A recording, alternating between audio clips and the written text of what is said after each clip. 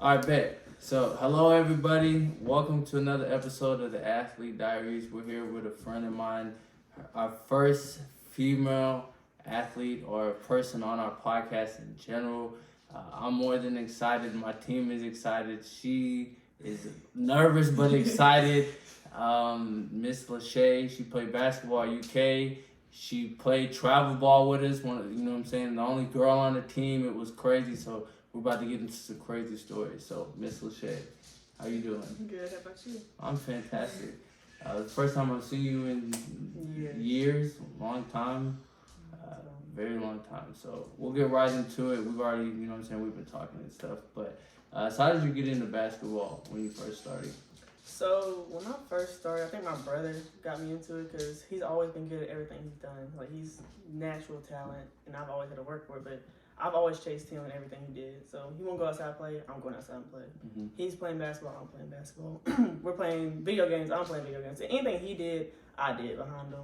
And I want to be better than him at everything. So I used to work so hard just to beat him, but he was so naturally talented. So he's the one that got me into basketball. And then as I got older, it wasn't me chasing him anymore. It was me just falling in love with the game. Mm-hmm. How much older than you is he? He just turned 28, so we're 2 years apart. Okay. Yeah, his birthday's on Friday, so we just celebrated yesterday. So you said earlier we were talking, and you said your dad died when you were younger. So just kind of we'll touch on that just a little bit. So how did that? What happened there? So when I was 9, my dad was in the military. So he had been in the military since I was probably 3 months old. Yeah. So he was overseas in Iraq, and he was KIA, which is killed in action. And so the thing is, that day when we found out he passed away, it was just election day. So mom was at work, so me and my brother's at school. And so the people came to tell my mom, but she wasn't there. So it was just me and my brother there. So I was in the street playing, and he would answer the door. I saw a car pull up and 2 men in uniform get out. As a military kid, you kind of know what's going on. If you see that, your heart just stops because you don't know what happened, why are they here. You don't see that ever, right? Unless it's bad. So I stopped playing and I just run straight to my house. Like I'm 2 houses down, so I run straight to my house. My brother's open the door. I can see him open the door and the 2 men standing there. I stop because I wait for them to go back to their car, and then I run in the house. And my brother's just bawling his eyes out. The person that don't cry for nothing, that's never cried in front of me. He's always been an example. He's bawling his eyes out, screaming. And I'm like, what's wrong? And he's like, I don't know. They won't tell me. They said they have to tell mom first. And I was like, well, what happened? What they say? He said they asked where mom was. And I was like, well, why are you crying? He was like, because they was crying. And so that's when he knew. And he was 11. So he was like, I know what's going on. Yeah. And he didn't know how to tell me. And so he called our mom. And I feel like everything from that moment, went so fast. Like, we had everybody at my house in a matter of, it felt like 10 minutes. But it was probably like 30, 40 minutes.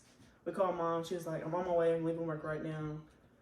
And then I feel like she called everybody. Because my uncle, which I call my father, he was there.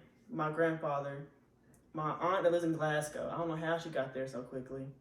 And 2 other people, I don't remember. I just remember my aunt was the one that had me, was holding me when they came back. But when everybody got there, we was all just sitting in the living room. Mom was trying to talk to us, pep talk us, say, hey, we don't know what's going on. Don't freak out. He might just be injured, and they can't tell you guys anything. So that's why he's probably upset he saw 2 kids. But so at this point, the only thing we know is your brother is told, okay. That's the only thing we know. My brother is the only person that's talked to this dude, these 2 men, 2 grown men. So if you know 2 grown men crying, it's rough. It's rough. But, so like I said, she's pep talking us, saying, don't calm down. Both of y'all need to calm down. We don't know. And whatever it is, we're going to take it to the chest and we're going to go forward. I said, if he's injured, he's coming home. And if he's gone, he's gone. We can't do nothing about it. We're going to move forward. Because my dad was always very big on prepping us. Because he knew it was coming. Right. The last time, before he died, he told my mom, I'm not coming back this time. Yeah. It's that bad. And so he told my uncle, which is my father, or my dad, I'm not coming back. So take care of Susan and the kids. So he prepped everybody before he went back. He said, it's too bad right there, over there, so I'm not coming back this time. And so like I said, we was all sitting there in the living room, and the 2 men, the car pulled back up. and they get out, and everybody's in the house. Like, there's so many people in our living room, and all of a sudden, they walk in, and my mom's sitting in front of them. They're like, "You want to go to the back room and talk?"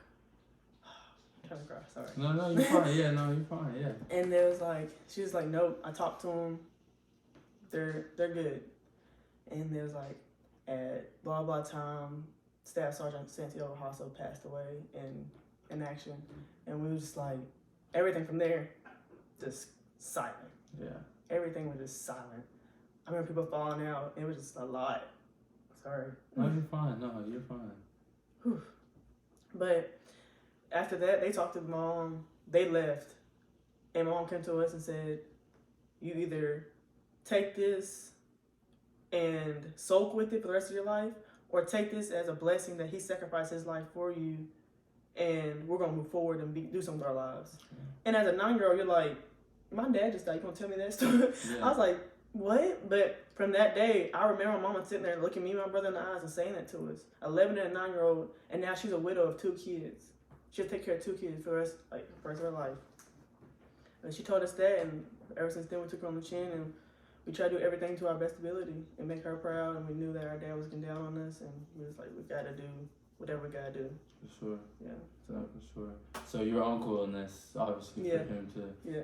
Oh, it was rough on him because he's always been a real hard person. Like, he don't know how to love, but now that we're getting older and everything, he's very soft. He has my brother's little boy, and he's so soft with him now. He's like, you was evil to us. Yeah. But he's a great man. He stepped up from that day. He was like, this is my role. I'm taking care of you guys. So he's been at every track meet, every AAU game. I think he came to a couple of the Wolverines games.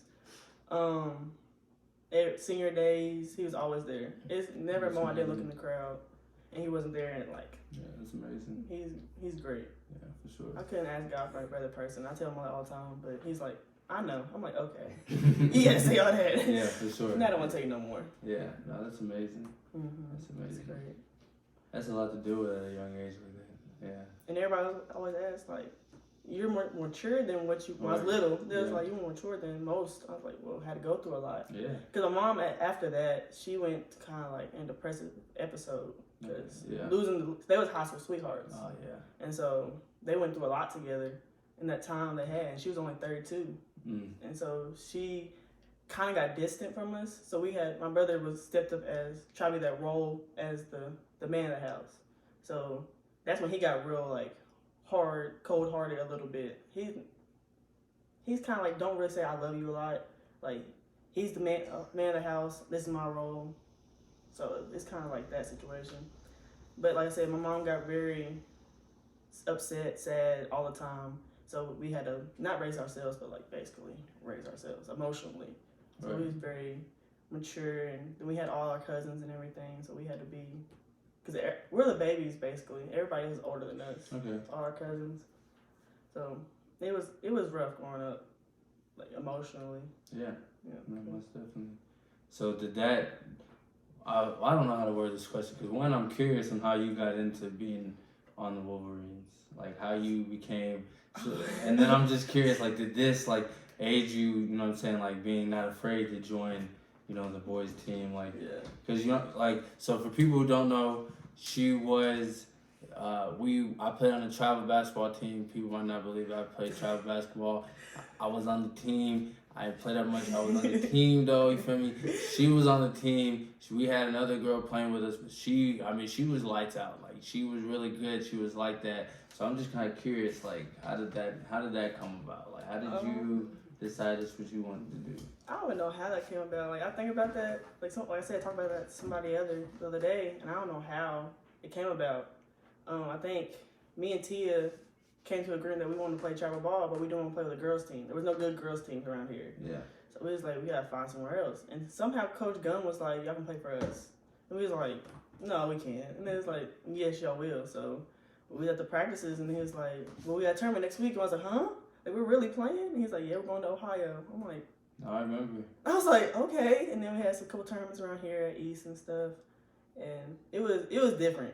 Because I also ran track. So track was very big in my family. My brother, God-given talent, 3-year state champion. Oh man. Of course. Yeah. But So I didn't really play a bunch of AAU, but Coach Gum made sure that I was getting all the workouts in. He wanted me to work out as much as possible to become a better player. So playing like traveling and stuff was probably just a plus for it. He just wanted me to play against boys to get stronger. Yeah. So like I said, I don't know how it came about, but my mom, she was very hesitant at first because she didn't want me to get hurt. And then also playing with the boys, y'all was very hesitant. Like, this is a girl. Like, these are two girls playing.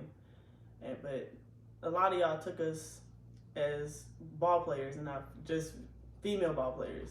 Some of y'all was giving us buckets. Like Seabreed, he was giving me buckets like, bruh, you ain't to dunk on me like that. And it was a good experience. Like, that really shaped and molded me into the player I am. Coach Gum used to go at it with everybody, no matter who you was. Coach Gum, but he wanted to bring the best player out of you. So that's the one thing I loved about him. He didn't care who you were, short, tall, girl, boy. We're gonna get this work. Yeah. And we're gonna go on to play some games. So. Oh no, we most definitely gonna get to work. Dying, no water. Oh man, 2 hours of just going to work. And it's like, Coach Gum, I'm tired. Oh, okay, down back. Oh. I remember once for punishment, a group lost. Like, if you were on the losing group, you had to do like suicide ace skips. Oh, you know what I'm talking about that one day? Yes, Cam, you know what I'm talking about? Yeah. Bro, I remember that day vividly in my head. I forgot about that. I couldn't forget. I remember my heart skipped a beat. I was like, but I don't even like basketball that much. I don't play no more. Yeah, no, for sure. So let's go. So going into high school, I'm getting out of high school, recruiting wise, like, what did that look like for you? Being a female from Bowling Green is very slim. Yeah. It's like your name doesn't get out there out of Bowling Green. Western, I went to a few elite camps with them, but they wanted names outside of Bowling Green. They didn't want, unless you was like, I can't even think of somebody. Chastity Gooch, somewhere like that, like some person like that, like to give them those big numbers. Because I went to Central and we had me, Tia, Nucci, Angel, Jaren. We was all an elite group of players, and so it was hard to one person just get that shine. Right. So we was all, well, Tia was showing out. She was getting buckets no matter what. But I was a big, so I wasn't able to handle the ball. So I wasn't that much shine as everybody else was. So the only people I had look at me for real was Kentucky State, other small schools like Lindsey Wilson, Brescia, places like that. And I had, with military, because my dad was KIA, I get a free ride to anywhere in Kentucky. So all my school's paid for, housing, food, all that's paid for, school. So I had that option also. But Kentucky State, I went on a visit, and we was walking around the campus, and Central is kind of like international. We have some black people, but K-State, all black people. And I was like, this ain't for me. I was like, do you want to come back? As soon as we walked on campus, I said, no, it's not it. We went to a basketball game, and it was just hood. And I was like, I can't do this, mama. And my dad was like, you can do it. I was like, no, this is not it. And we was walking on the campus, and the coach was like, the first thing she said to me when we sat down, she said, you can date whoever you want, but nobody on this team. And I was like, that's the first thing you say to me? Wow. And I was like, okay. And so I was like, I don't want to go here no more. And I was like, as soon as we left the campus, we saw dorms, and they was just like regular side-by-side beds. And I was like, I can't do it. Because I just went to UK to tour not too long ago, and we had own bedrooms, own shower. Everything was just ours. Like, so I was like, I can't go to the hood. And I already seen greatness. So I was like, I can't. But I didn't even go nowhere else. I said, I'm going to UK. I just said, forget it. Cece was my assistant coach my whole high school career. She went to Kentucky and played ball. So she was always in my ear saying, hey, you're good enough. You're good enough. You can walk on. And I was like, man, I ain't that good. But she was like, you're good enough. You're good enough. Just go to Kentucky. See if you like just being a regular student. And then we can go from there. So that's when I said, I'm picking Kentucky. I'll just go up there. Everything's free. Everything's paid for. Why not? Oh, yeah. Most definitely in that situation, I was like, and then I had other academic scholarships, too. So I was like, that's just money on top of money they're already giving me. So I was like, well, I guess I'm going to UK. And so that was my thing. And then I got you didn't like being a normal student? No. I hated it. I played basketball. I went to the gym every day and played basketball with Braxton Whitney. Yep. that's my best friend since I was a little kid. We was sit beside each other in first grade, so we've been best friends ever since. We would go to the gym every day and hoop. And he was the one person that was always in my ear too, saying, "Hey, you're good enough. Like, no, LaShae." And we would work out and everything, and he was always in my ear telling me that I'm good enough. So I went through my first year, and I was like, "Mom, I can't do this no more." So she was like, "Well, whatever you want to do, as long as you know what you want to do, we can go with it. I'm behind you." So I reached out to EKU. I don't remember why I reached out to them. I think I had talked to a coach, like just a little small group, like talked to a coach before, and he was like, "We're very interested in you coming over here and this and that." And I was like, "Well, I guess I'm going to EKU. Like, there's a possibility." And then at the time, my cousin was dating the alumni of the women's basketball team, and so she was like real close to the coach and stuff like that. And she was like, "Well, I think you're good enough. If you train hard enough, you could probably walk on," because they had just had that big thing where everybody left. Like, all the women's basketball players, like, they probably had at least 7 people transfer out and like 3 coaches leave. It was just a big reset, basically. At EKU? No, at UK. Okay. At Oh, okay. UK. Yeah. They had just had that big thing where everybody was leaving. And so they had some availability to walk on. Like, they knew that was coming up, they were going to need some walk-ons because there was no recruits coming in. So, like I said, my cousin's girlfriend was like, "You need to train, work out with me, go to my trainer with me, and just work out and see what it's like." I went to her trainer. His name is Ted. He was like Operation Athlete in Lexington. He's like the best trainer ever. And he would push me about, Coach Gum, Ted's on a different level. Ted's on a crazy level. Like, he enjoys working with athletes. So it was all of us, my brother, my cousin Chris Johnson, and then his girlfriend was working out with us. And we work out every day, and we would die every day. Like, you worked out so hard for 2 hours, and you go home and pass out for like 5 hours. Like, it was that rough. But that, and I was like, I think I want to play ball. Like, I want to try it. So she got me like connections to people within the program, and I got to talk to them, and they saw where my head was at. The one thing that messed me up, like, again, I went to Warren Central. The academics isn't that great. No. At all. See, but I'm at a point now, I don't think that's just a Warren Central thing. I think in Bowling Green in general, it's very, like, we're just pushing these athletes through. Oh, for sure. You know what I'm saying? For sure. And then, like, sometimes at Central, there was, I'm not going to point fingers, but there were some people there that didn't want certain groups of people to be in them good programs. Yeah. And me and Mama had some altercations with some of those people because I had my grades were great, but I couldn't get in these programs that these other kids are in, like these high classes, these AP classes. I couldn't get in those classes. So they try to keep me with all the other athletes, I feel like. Yeah. Like, in this little bubble. This is y'all's bubble, so stay there. So I couldn't write a paper at all. Oh, man. I struggled so hard. And like I said, and in my head, I'm an athlete, so I just had to just go through. Yeah. It was like, "Oh, you did this paper barely. Here you go. It's an A." Right. So I was like, I'm not prepared at all for school. Yeah. So when I got up there, my grades wasn't the best at all. So that was a big thing for me. So I didn't know how big it was until being women's basketball. School is very important because the men go to one and dones, and then you get paid millions of dollars. Women, you go 4 years. And you might go to the WNBA, but you don't get paid nothing. So they push school onto all the women's basketball players because school is where you're going to make the most money. Because basketball, you don't make that much bread. And so they was like, your grades, if you get your grades up, you can be a part of the program, basically. And so they had a lot of things that helped me there, like the tutors. My teammates pushed me a lot. This was before I met them for real, but they was all very accepting of me. So they pushed me to like, hey, we need bodies, basically. I don't care who you are as a person, we just need some bodies to go to practice so we're not dying every day. So that was a big thing. I got to know the coaches very well. She was a graduate coach, I think, at first. And we got really close. She became my mentor and everything. And she was basically the one responsible for me and, like, making sure I was doing what I was supposed to do. So that was, like, my sophomore year to where everything was so new. I was so lost. Like, it was a big transition. Oh, yeah, for sure. OMG. I was so lost. Like, we would have to be at meetings. We had to be at practice, then weights, then We had to go to a tutor, then we had to go to study hall, and I was like, I'm not used to this. I'm used to barely going to class in high school. So I was like, you had to be somewhere. Like, it's so hectic.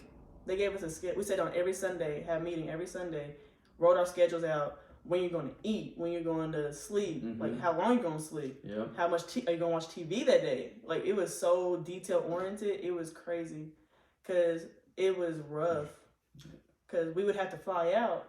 So, okay, I'll take through a day. So, say we're playing at SEC time, so during like January to March, we would fly out Wednesday nights. So we go to class all day. We have practice in the morning time because he was like, we got a flight later on. Yeah, you gotta get the practice in before you go fly. So, yeah. We had practice early that morning. Then we had to go through all our classes, whoever had classes. Yeah. And then we go through practice again, like to just go through stuff. It depends on where we was flying to. So, and then we eat. We had like a little hour to eat and get to the airport. So we all rush around trying to get cookies and stuff, trying to get our snacks. Yeah. So we do that, get to the airport, we get on the plane, we fly out to where we're going. We get to the place, it depends on what time we get there, we may go to the gym and shoot a little bit. Or if we go to the hotel, we're going to watch film, we're going to watch other things, we're going to come together as a group, see what we need to watch of scouting reports. And then we go to bed probably at 10 o'clock. The next morning, we got practice we got breakfast first at 8 a.m. And so we had to get breakfast together, go over scouting again, and then he gives us our practice uniforms and said, okay, get ready for practice on the practice. Get taped up. Practice on game day was still practice. They didn't care that we had game. They didn't care what it was. We was going full force. We don't make our goals, we're running sprints. They don't care if we had a game. So we would do that. We would go to practice for probably an hour and a half. Then we go back to the hotel. We get some time to rest a little bit, so like an hour or two. We would then have to go to scouting and eat pregame meal. Go get ready for the game. Then from getting ready, we go all the way to the gym, and then we go play the game, whatnot. Then we go, as soon as we get all done with the game, we go take showers, then we get right back on the plane. And then we probably get home at 2 in the morning, because late games on Thursdays, 9 o'clock class. Yeah. And the day starts right back over. It's like nonstop. And the only time we had off was probably Tuesdays, because we would have to fly out, like I said, Wednesday night, get back game Thursday, fly back that night. Friday, Saturday practice. Saturday we fly out. Game on Sunday. Yeah. And so it was just like that. It was a long list of things we had to do. So it was a big shock. I was sick so much. I didn't understand that at first. Like, people were like, you're gonna get sick, you're gonna get sick. My brother was so sick his first year in college because, like, you work yourself so much that you don't know when to eat, you don't know when to sleep. Yeah. So I got sick all the time because I was so tired and exhausted. But eventually you start to learn the system. Yeah. And you start, like I said, we wrote our schedules out and it helped a lot. But like I said, the first year was a very shock to me. Yeah. It was rough. What helped you the most that first year?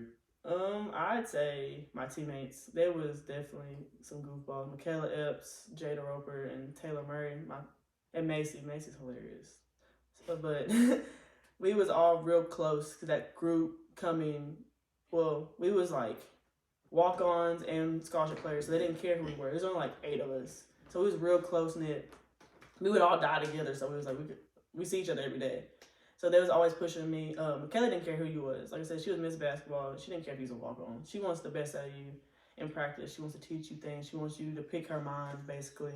So we was very close, and she was always like, "LaShae, come on, pick it up. We're dying. We're all dying. So come on." She was very helpful in that and trying to teach me, hey, this is what you need. She would give me keys every day, like, make sure you're doing this, make sure you're doing this, make sure you're still in the gym, though, at night. And so she was very helpful. It was, like I said, and then also me and my other teammates were dying. So we was like, we all dying together. It's okay. For sure. Yeah. Then it got better. My junior year, like basketball-wise, it didn't get better. But it was just a rough time for us. We had some transfers come in. We had freshmen come in, like 5 freshmen come in. I remember that. And I think 7 altogether with transfers. So it was a whole different dynamic of team. And we lost our leader, Michaela, because she was a senior. And our other leader, which is Evelyn, we lost them too, and so it was kind of rough right here, and we didn't know how to come together. It was a lot of emotions and everything that my junior year, so it was rough. Basketball was rough. The coaching staff and us would always argue, so it was just a lot going on. Yeah. And then, like I said, that it was like a blur that year. But my senior year, it was so fun. It was fun and bad at the same time. But we went to Italy, we went to the Virgin Islands, so we went on so many different trips. We would fly to Washington, and so that senior year was really good. When we went to Italy is when everybody got really close because we was there for 2 weeks. Okay. And all we seen was each other. So what were you there for? Play basketball, just to play. So we played overseas for a little bit. So we played their teams. Hot. They have no air. Mosquitoes and hot. Like there was one gym we went into. I don't remember where. I think it was in Rome, and we went to a gym and they didn't have no air, so they had the doors open. But they had mosquitoes real bad outside.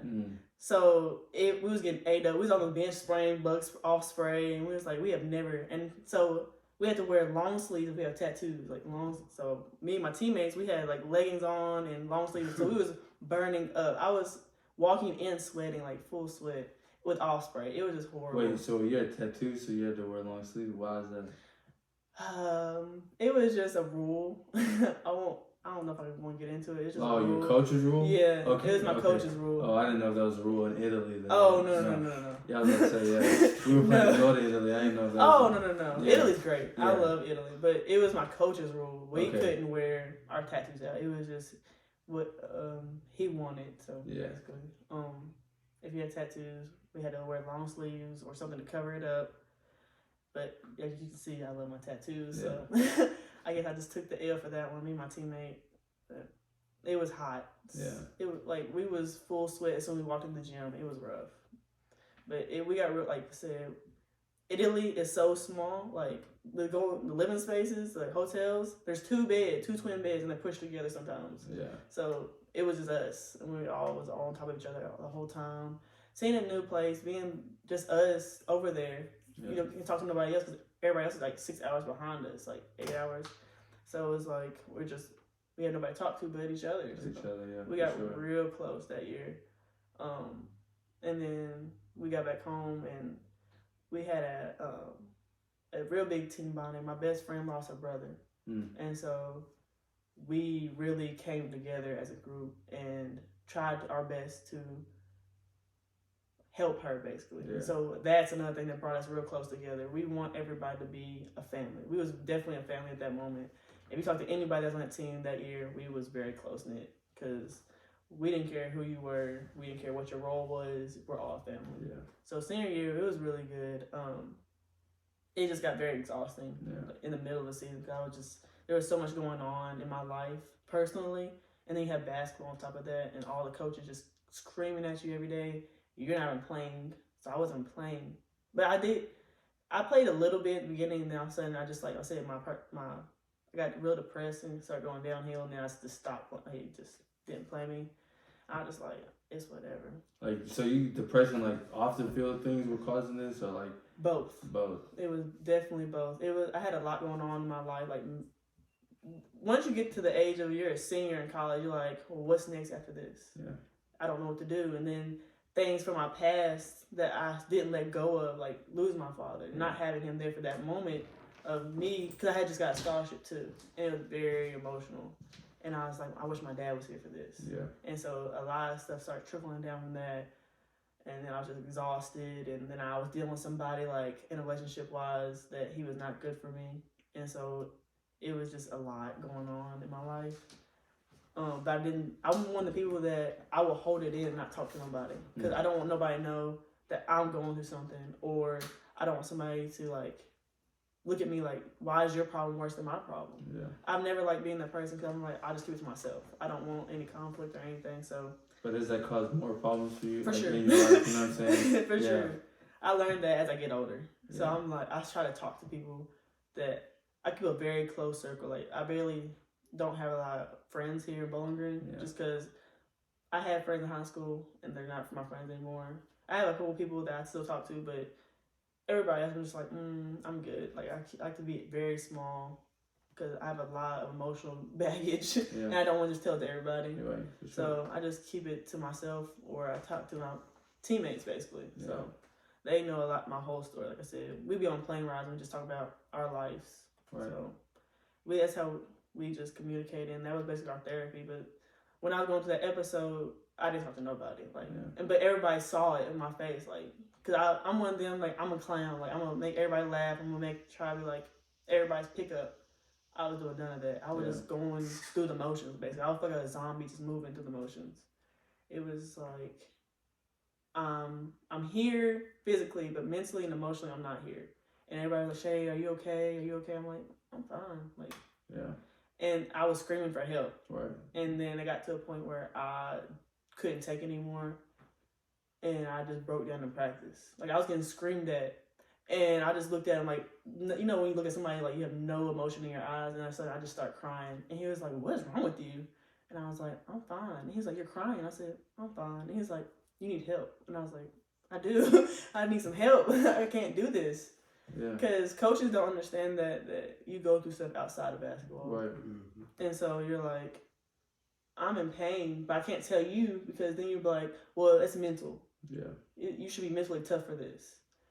Not everybody's mentally tough. Like, everybody's home life isn't the same. And even though I was very well taken care of as growing up, I was seen as the rich kid. Even though I went through a lot of emotional damage, I wasn't. Mentally, I was not the rich kid. He was like, oh, you have this, this, and this, and your house is huge. What does that mean? What does that mean? I'd rather have my dad back. The only reason we have this much is because he died. Yeah. So I would rather, people always be like, you have money, you should be happy. Nobody's happy. Money don't make you happy. No. You can't take moments that I could never get. I can't get my first wedding dance. I can't get seeing my father-daughter dances that every other kid got to go to. I don't get these opportunities like everybody else got.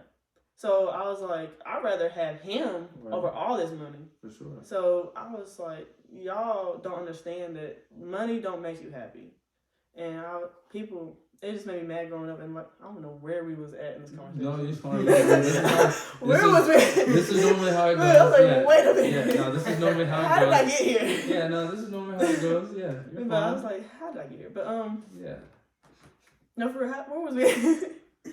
We're talking about going into or ending your senior season. Okay, the depressive episode. Yeah. Being happy. Yeah, how it goes. Oh, everybody thought, because people back home definitely thought, oh, you're playing for UK, you should be happy. You're going on private jets. You're getting cookies on the airplane. You're getting all this stuff. I'm like, I am exhausted. I am tired. I want to go home. Yeah. I just want to be with my mom. My mom moved to Lexington with me, so it made it a lot easier. But still, I couldn't put my worries onto her, because they make her worry. Yeah. And then I was just like, there's a lot going on. For sure. And it was a battle.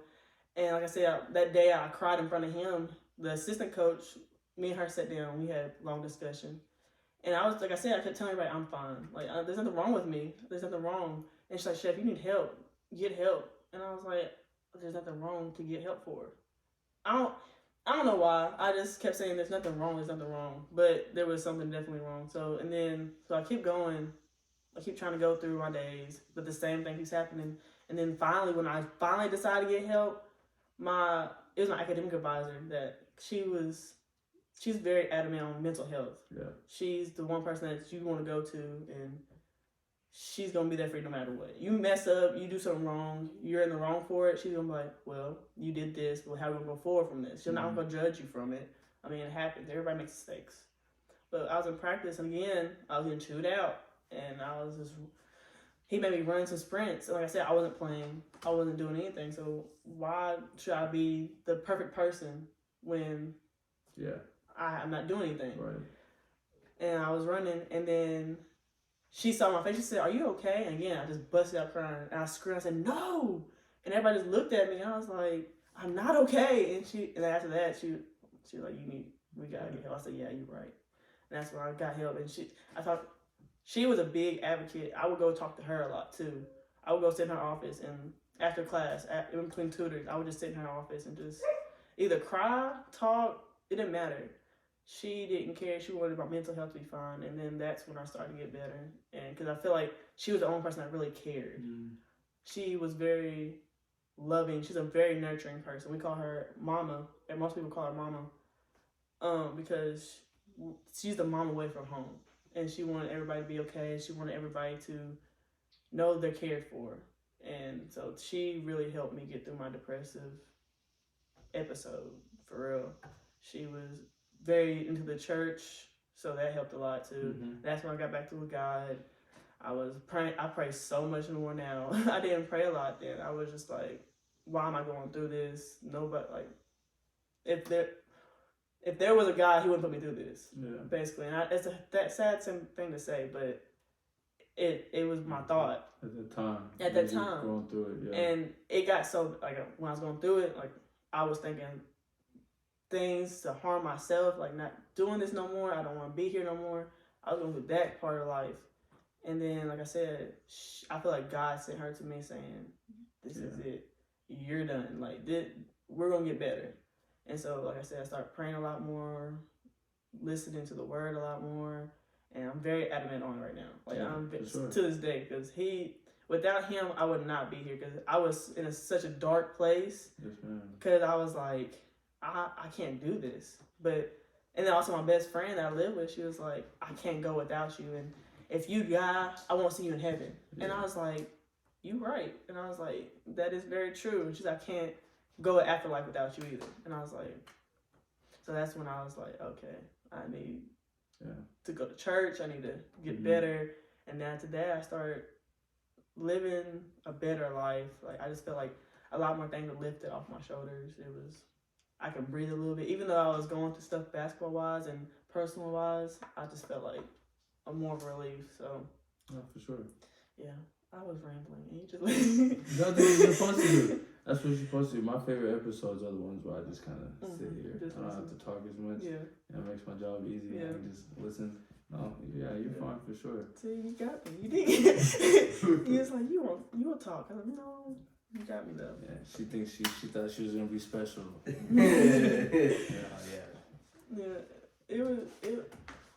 My time at the University of Kentucky was probably a big thing in my life. Like, that really shaped me. For sure. Like, I carry around my planner. Cause I write down every Sunday I write down my days, what I'm doing, what am I working out, workouts wise, am I lifting today, am I doing cardio today, what time am I eating, what meetings do I have. I'm very adamant in those things because time gets away from you so easily. So you have to structure your day.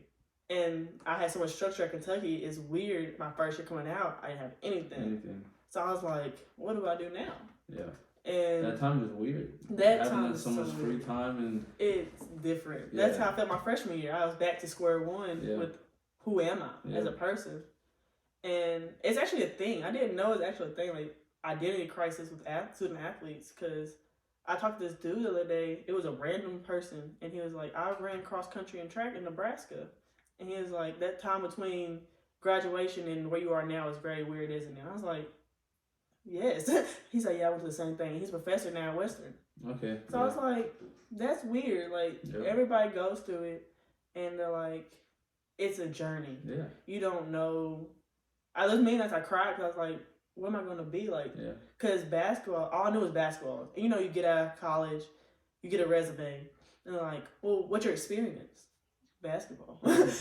Basketball. And so there's like, time to do anything else. That's why I told a lot of people I interviewed with when I first got out, and there's like, that's not good enough. Yeah. They're like, we can't hire you, you have no experience. I played basketball. Like, y'all, like, oh, that's cool, but they don't help nothing. I was like, well, what do y'all expect out of a person that's coming out of college? Like, you want a full-time job while you're in college and everything too? Yeah. And it's a start-out job. Like, it's a entry job. Like, by the experience. I'm so confused. Yeah, it's kind of backwards nowadays. It's very backwards, especially if you have a degree.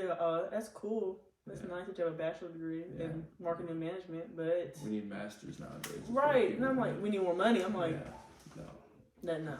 I said I can't. And then for me, I had to work for somebody. Yeah. In a corporate office, I said no. No, can't do it. So that was a very big blessing. Like I said, my dad owns he had Hip Hop Fashions. That's what he owned, and then he had a car lot. And then when the tornado hit, Hip Hop Fashions is currently not in service because the tornado hit the whole building, and so we had to move downtown to my granddaddy's shop, and so that's where our car lot is. But working for him is a big blessing because I only work 2 days a week, and then I do real estate, so he gives me so much leniency with doing everything. It's really it's not easy because dealing with the public is not easy at all. But he's one of those, like, he's not a regular boss. Yeah. It's better to work for family sometimes. Most definitely. Sometimes. Sometimes. And then work for somebody that you don't know and they just talk down on you and everything. So say I'm having a bad day and he knows when I have my bad days and my good days, just go home. Yeah. I'll work today. And so I try to be the best I can be because that's just who I am as a person. I try to push through things. I think that's really bad to do because sometimes I'll be hurting and I'm like, what if I'm really sick? Yeah. But I'm trying to be mentally tough because they taught me to be that way. Yeah. So if I'm injured, you gotta push through that. Push through it. But I'm really injured. Like, I have tore every ligament in my shoulder, but they told me in college, oh, you're fine. Yeah. It was like, you push through it. You're not mentally tough if you don't push through it. But they say you didn't tear anything. I got out of college and I got to my trainer in high school. He's like, oh, you tore everything. Yeah. It's not connected. I don't know how your arm's moving. And I was like, oh. They told me nothing was wrong. Yeah. They was very big on that too. Like, if you're hurt, you're not really hurt. Yeah. They don't believe you. They make you cry wolf every time, and it's rough. That hurt my mental too, because I'll be in practice hurting, like asking coach, "Hey, can I sit down?" And he's like, "If you sit down, you have to do extra workouts because you're not mentally tough and you can't handle this. You can't do this." I'm like, just forget it. I'm not hurt. Yeah, I don't want to go through that. Yeah, good point. When you got to do extra exercises on the sideline for sitting out. For sitting down, because I'm in pain. Yeah. At that point, I'd rather just practice. I'd rather just push through. I have an hour and a half left. Why not? Yeah. I'm still hurting. And it's crazy that it has to be that way because there are people that will just get out of practice, fake an injury, just get out of practice and stuff. So, like, that's the reason why that happens. So, like, I mean, I guess I kind of get it, like, why that's a thing. Yeah. I understand, like, mild things. Like, we did extreme extra workouts. Like, so we had our playing gym and we had our practice gym. And our playing gym, it was Memorial Coliseum, and the stairs in there, he made us do those. Yeah, no, that's ridiculous. It'd be so hot in there in the summer. Ridiculous. I was like, I can't. I'd rather just die here in air conditioning. Yeah. I'd rather just go back to hooping with a messed up arm or something. Arm barely hanging on by a thread. Yeah, for sure. But I miss my team. I miss the experience I had with them. Like, summertime was the best time for all of us because it was just us and other athletes, and it was so fun because it would be like us, men's basketball. NBA players would come in, they would come visit and work out with their trainers and stuff. So it was a cool experience. All the football players, it was all one big family, every sport except for men's basketball. This kind of to the side, but everybody else is like real close knit. Like they were like top dog. They were top dogs, and then everybody else was like, we're gonna mix together. We don't care. Yeah. And so when they pull up to a function, they're like, oh, men's basketball players are here. I'm like, and we see them every day, so it's like whatever. They're nobody. Yeah. They're cool. There was a lot of people that came through, and they're really cool. And I had some great friendships with them too this day. So, but they was like top dogs. They didn't really go anywhere. And like I said, they lived in the Wildcat Lodge, away from everybody else. So they didn't live like with other athletes in the summertime. We all lived in Woodland Glen, like every sport, golf, swim, basketball, volleyball. And it was all together, so it was real fun. And then we work out in the morning time. If we didn't have workouts nobody had workouts, we would go to a pool party. Oh yeah. And so it was real fun. We would try to do everything athletes wise. Like everybody wanted to be together and build a bond. That helped a lot with a lot of people. So a lot of my friends are volleyball, gymnastics, people like that. And I think summertime was just a good time for everybody because we didn't really have school. We had one class and we were done. Then workouts, and then you may be done for the weekend on Thursday. So you got Thursday to Sunday to turn up. But you can't go home, but you can stay here and turn up. Yeah, summertime in college as an athlete was low-key the most fun. It was so fun. Because like I said, the normal kids come and then they're like, oh, athletes, da, da, da. I'm like, y'all, chill out. Like, it's not that big of a deal. No. We're just, and that's real. The fame of that UK, like how everybody treats you. It's real. It's so, it's weird. Like, the men's basketball players are a different level. They're like celebrity top A-listers. Women's basketball got beat. That's still pretty big. It is. It is still. Walking around, like, if I would walk around with Kayla Epps, people would stop us and take pictures and ask for autographs. And if it's like we're walking with a volleyball player, oh, we know they're volleyball because they're like 6'8". Yeah. And so Yeah. there's everybody take pictures, and there in Big Blue Madness was crazy. Like we couldn't go outside, and it was people in Tent City. Tent City is insane. People love Kentucky basketball. I don't know why it's so that intense, but they love it. Tent City, people ask for pictures. People wait for the men's players outside their dorm. They had to have a walkway so nobody could get into where they was, and they couldn't bother them. At the dorm? At the dorm. That's crazy. So Wildcat Lodge is right here, and the gym is right here. They had a whole walkway right there for them to walk to the gym and back. And it was like, now when they was outside, they didn't look at nobody else but them. So the girls, we just walked by. Because we all ate lunch and stuff there at the Wildcat Lodge, because we have a chef there, and he was great. Yeah. I missed him a lot. I text him a lot. I text Chef. I'm like, hey, what you doing? Can I get this recipe? Yeah. But we would all go there to eat and everything. We were definitely spoiled. When I look back now, thinking about that, we was definitely spoiled. We'd have asking for French toast with ice cream on it. We'd have like all kinds of good food. The basketball players did get treated very well. It was us, volleyball, and the men's team. We all ate together in the Wildcat Lodge. So like I said, he made jerk chicken one time. It was so good. And he had Cajun pasta that same day, and he fed us good. Man, 2 different levels of comedy. Tell me we didn't get no kind of jerk chicken. And I said, can you make jerk chicken? He said, of course. And so 2 days later, he said I had to marinate it, so he had to wait. He made 2 days later. Marinated jerk chicken. 2 days, he's like, give me 2 days and I'll make it. And he grilled it and everything. It was so good. That's crazy. We was very spoiled, but it's all about how you treat people too. Yeah. He loved us. He was so sad when I graduated. He was like, you're the most respectful people, the women's basketball players, that love my food. Because, hey, we like to eat. So yeah. we was eating all kinds of food, and he was cooking it. And he loved to cook, so he enjoys people that love his food. Facts, yeah. So we was very respectful. Hey, what are you cooking today? What's on the menu? Can you make this? Can you make this? And he loved it. So we was very close with the chef. The women's basketball players are. Yeah. They would come out to the tables and talk to us. It was cool. We was very spoiled. Our coaches would come in there and be like, "We are eating," and we try to hide the plate, like French toast with ice cream on it. So nothing. So you're not supposed to be eating that. No. It was like, Shay, you can't have that. When y'all traveled, y'all got to travel real well? Like planes and hotels and stuff were amazing too? Yeah, that was. Everywhere was private. Yeah. It depends on where we was going, the plane wise. If we was just going to Nashville, it's going to be a little plane. Yeah. If we was going to y'all flew to Nashville?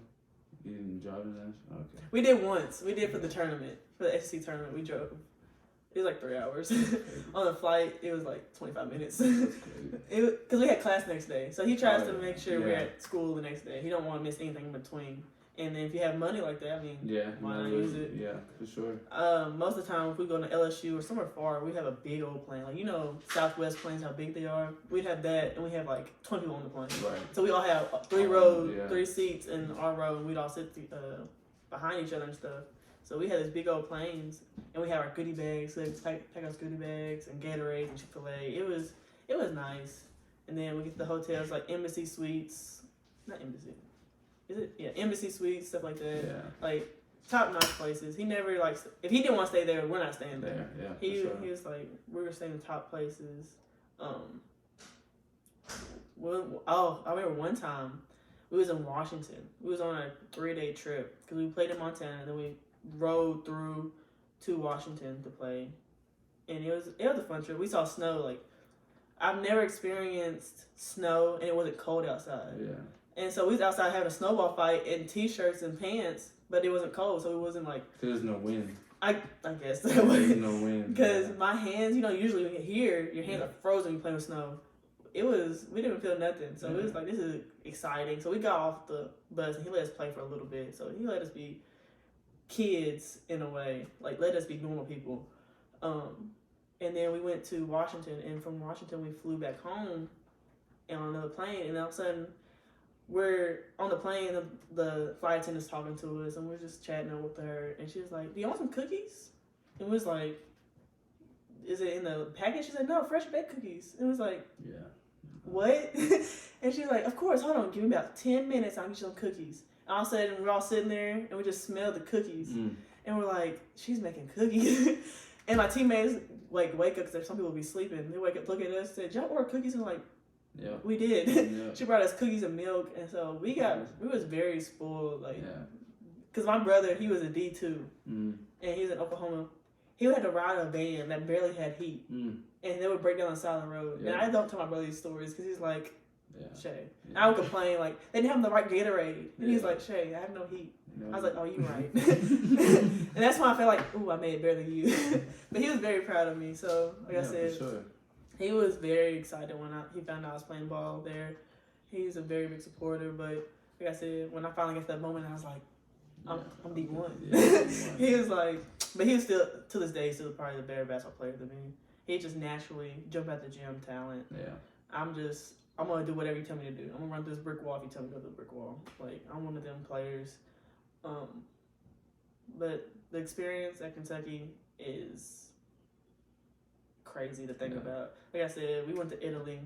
We went to Rome, Venice, Florence, Milan, and Lake Como in 2 weeks span, and it was crazy. Yeah. It was an experience that I never would have thought. Like, it was surreal because I've never been international. You get off the plane and everything's in Italian. And you're like, I'm really overseas. Like, this is really happening. And I got that experience with my team. Got to see a lot of the big places like the Coliseum, the Statue of David, things like that. We did a lot of tours. What's the paintings on the ceiling? What's it called? I forgot what it's called. The Cathedral, I think. Maybe. Yeah, Caesar Palace and yeah. We got to see all them places. It was a great experience to say you did. And then we got back, and then we went to the Virgin Islands for Thanksgiving. And then, so we had a lot of trips my senior year. Virgin Islands was very fun. We won the tournament down there, so it was a very great tournament. Like, we got to be on boats. We got to do flips off boats. We got to do a lot of different stuff. He let us be when we was on vacation like that, he wanted everybody to have fun. Right. He wanted to make sure we was all having fun together. He's a great man. Yeah. I really do appreciate Coach Mitchell. He was great to me. The whole coaching staff was great. Everybody was very accepting for a walk-on. They didn't care who you was. Yeah. As long as you're working hard, they don't care. For sure. But we had a lot of great experiences. Going to the NCAA tournaments was very fun. A lot of gifts. Even though we only get like slim gifts, we had a lot. It scared me. We only had like a little bit. Like, it was still fun to have. SEC gifts were great. Yeah. SEC gifts. I couldn't wait every year. We kind of talked about it before we started, like touched on it. Yeah. So we'll probably keep this one light, and we'll have to do like a part 2 or something. That's of course. But For the first female. I know, it's a big thing. yeah, we'll kind of touch on it a little bit, like the difference between like the men's and like women's basketball. So like we get into that just lightly. We'll keep it light. We'll keep Very it light. lightly. Yeah. Not to upset anybody, Yeah. but so women, we're like we was touching on it.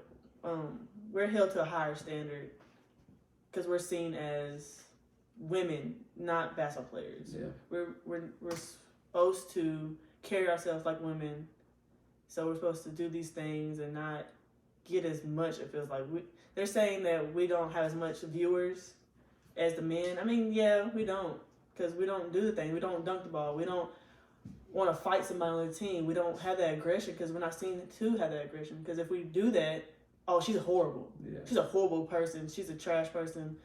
But we're just trying to show the same emotion the men show. So people will try to like shame us for that.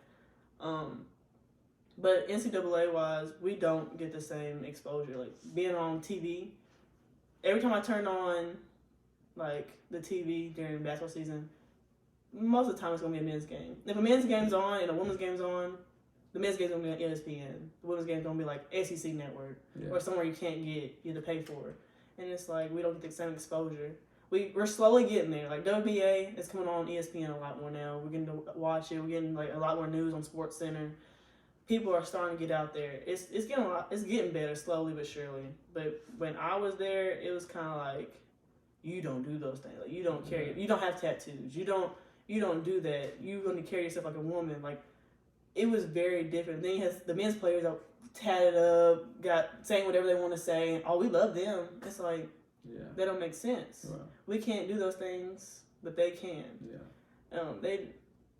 It's just weird, especially Kentucky, because Kentucky is Kentucky basketball. Yeah. and the fan base. Yeah. It's just very weird. We have to be held to an old standard, and it's crazy. But like I said, things are getting better. They're starting to see people like LeBron James and Bradley Beal and John Wall going to all these different games and seeing like the women's players and making it seem like everybody, oh, they're going, so we should go too. Yeah. So it kind of helps that. And like I said, what was her name on TikTok? Sonda, I think. Sonda on TikTok. Oh, Yeah. You don't have TikTok? No, don't have any close people for That's that. Yeah. crazy. Yeah. Anyway, she was very adamant about showing what was going on in 2020, the NCAA tournament, and the weight room and stuff like that. And that's real. Like, that's how it is. Like, men's facility and our facility is similar, but it's a little bit different. And it's you can see sometimes, like, they have better stuff, but they do get a lot more revenue than we do.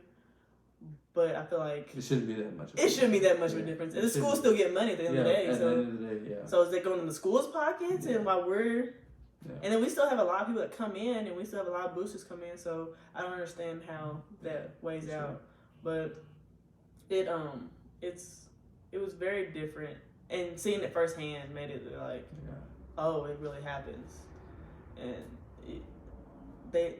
my whole life growing up, they was always like, you can't do what your brother does because it's different. Mm-hmm. And so it's always been that in my ear, and I hate hearing that. It's like the one thing that makes me so mad. You can't do it because you're a girl. Yeah. Oh, that's another reason why I wanted to play basketball with Coach Gum. You can't do it because girls can't play basketball with boys. Yeah. Watch me. I'm one of them. I'm going to do anything somebody says I can't do. Like, somebody told me, you can't play D1 basketball. Watch me. You can't do high jump and win. Watch me. Like, I'm going to do what I have to do. Like, don't tell me I can't do something because that's going to make me want to go harder. And I liked it because I was like, okay, this is motivation. Like, I was always that person, that kid, because my brothers all like, you can't do that. Watch me, like I said. Where was I at? See, I do this every time. That she was gonna be. I'm quiet. Right. I do this every time. I'm trying to figure out where we was going from this. Do you know where we was at? We was talking about? That's twice. I need a list of things that would help. I'm not sure, but I do have one last question, and it's not even really a question. It's more of like, it's kind of your opinion. This Brittany Griner thing, I totally forgot about this until you just said something that made it pop up in my head. No, me and my best friend talk about this a lot. She plays basketball overseas. My best friend does. And everybody's like, every time she's, oh, you shouldn't be like that one girl that just got in jail. And she's like, why do y'all bring that up? Like, the only person y'all know about. Yeah. And we get very frustrated because, like, it's a lot. I hate that she's going through the situation. And it's horrible. But I hate when people are like, that's the only person you know. That's the only thing that's the only thing you bring up. But it's horrible. Like, I don't understand how she's going through what she's going through. But we are in a situation with Russia, too, so it makes it even 10 times worse. Yeah, exactly. Because if it was any other time, it wouldn't be this big. Yeah. She would be back home. Yeah, probably. But I feel like there's not enough being done. Yeah. Like, I read an article saying that her and her wife were supposed to have a phone call on her anniversary, and they set it up, and it was on a Saturday to where nobody was going to be there, so they couldn't even have a phone call. Like, they knew when days that it wasn't going to be open. To set a phone call up. Like, I don't understand that situation. Like, how's that even happen? Yeah. How is the government set a situation up and now on a day that they're not even open? That makes no sense to me. Like, they're not doing enough. I feel like they're just doing the bare minimum to make everybody happy. Yeah. And I feel like they're not getting enough. If you watch SportsCenter, yes, you do get media, but everywhere else, it's not like nobody really cares. It's like, this is a big thing. She's in Russia. Yeah. We're having an argument with Russia right now. Why is she not home? Yeah. Because anything could happen over there. Like, right. That could end, and she could never make her way back. Yeah. Never come home again. And nobody had any conversation with her since she's been there. Yeah. And that's scary. Like, I couldn't imagine. I would be distraught. Because being in a jail in Russia anyway, like, I watched a lot of Locked Up Abroad. And I was like, if I was that, I would... It's horrible because you don't know the language, you don't know the eating habits, and and it's just, you might go through a medical problem and they don't have the medicine you need. I just feel like it's a lot going on, and it's horrible for her. The situation is. I really hope they do something to get her back home ASAP, because even though she has to do it here, like incarceration here, I'd rather her do it here than there, because we don't know what's going on. Yeah. Is she getting beat? Is she doing this? Are they trying to? It's scary to think about, and I do not like the situation. And you watch WNBA, they're all about BG, so bring Brittany Griner home, but everybody else is kind of like just a topic. And so for sure. Hopefully she comes home soon, because it's horrible. Yeah, I agree. No reason for her to have to sit over there. But it is really just more or less like the time reign right now. It's just like it could get so bad to where she's stuck over there for years now. POW. Yeah. That'd be horrible. Yeah. And that's not a life anybody needs to live. And they're trying to say her court dates keeps getting pushed back, so I don't understand that. Yeah, I don't know. That's crazy. Yeah. But I appreciate you coming on. Yes, of course. I enjoyed it. It was great. I talked a lot. Thank you. No, of course. I knew she would. My first female on the podcast. I appreciate all y'all for joining us. Miss LaShae, everybody. Thank y'all.